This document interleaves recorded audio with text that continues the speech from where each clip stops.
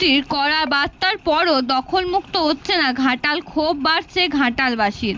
রাজ্য জুড়ে চলেছে রাস্তার ধার দখল মুক্ত করার কাজ, কিন্তু ভিন্ন ছবি ঘাটালে। একাধিকবার পৌরসভা ও পূর্ত দপ্তরের মাইক প্রচার হলেও কাজের কাজ কিছুই হয়নি। ঘাটাল শহরের মাঝখানে দিয়ে চলে গিয়েছে ঘাটাল পাঁশকুড়া রাজ্য সড়ক।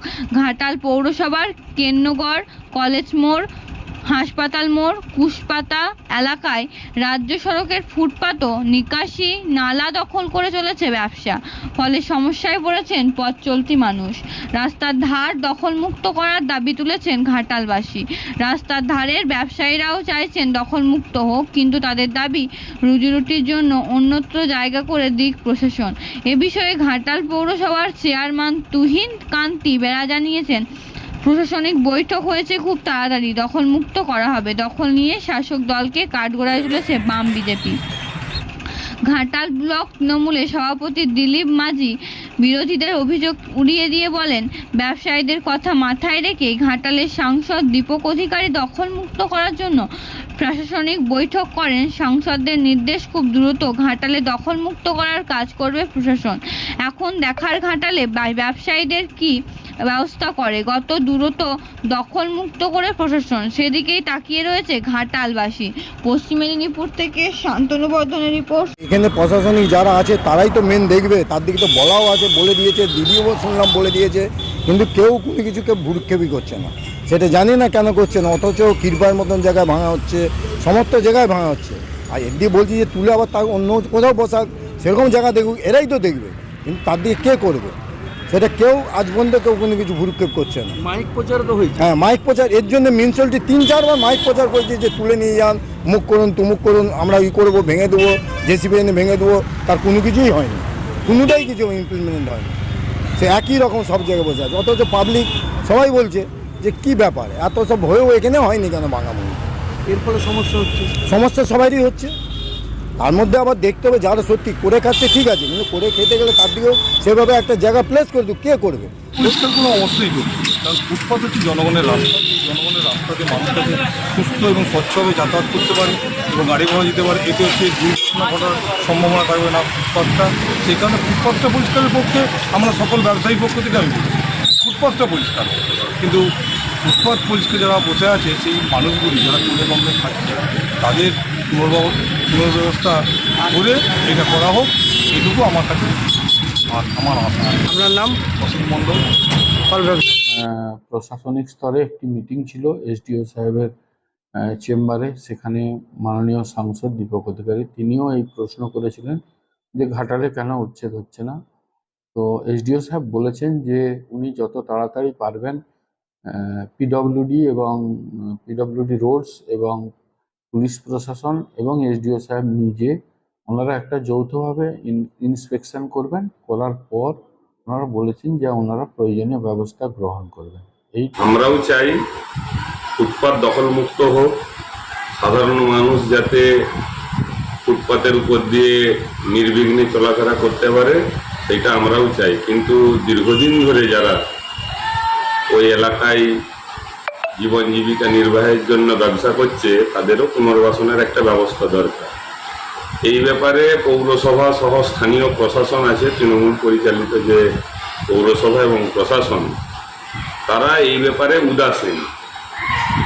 অনেক আগে থেকেই পদক্ষেপ নেওয়া যেত, তাহলে আজকে যে পরিস্থিতি তৈরি হয়েছে ঘাটালে, বিশেষত পাঁশকুড়া বাসস্ট্যান্ড সহ কলেজ এলাকায়, আপনি দেখবেন যে সাধারণ মানুষ তারা যে চলাচল করবে, সেই চলাচলের জায়গাটা পর্যন্ত হকাররা তারা অবরুদ্ধ করে দিচ্ছে, দোকান বসাচ্ছে।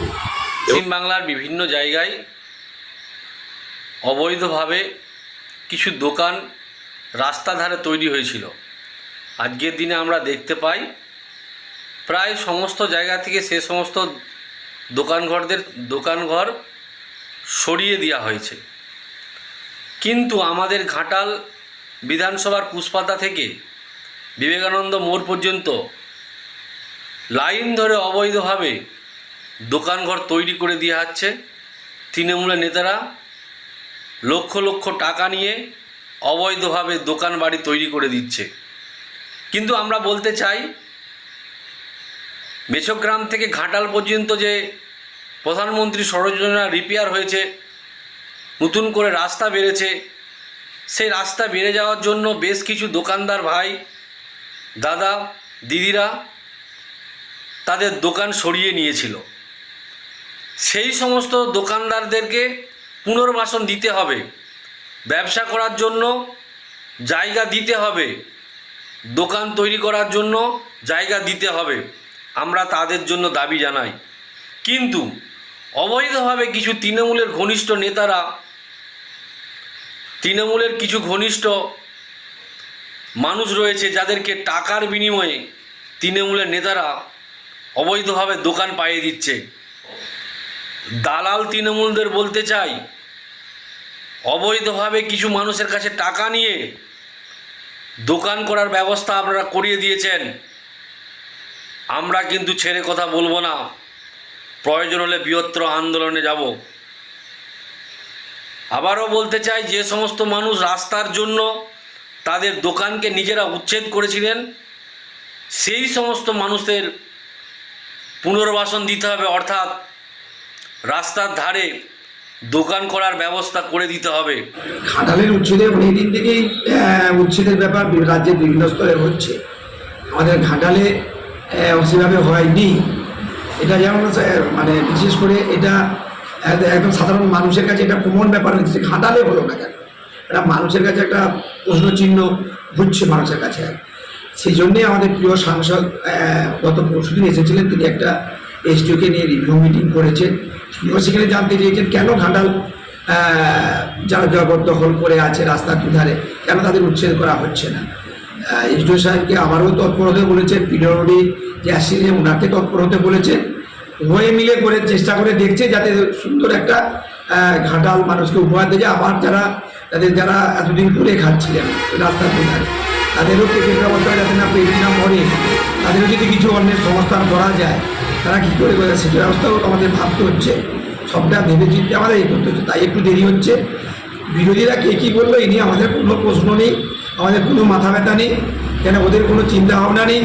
কত একটা সুন্দর ঘাটাল উপহার দিয়ে যায় এই জন্য ওদের কোনো ভাবনা নেই।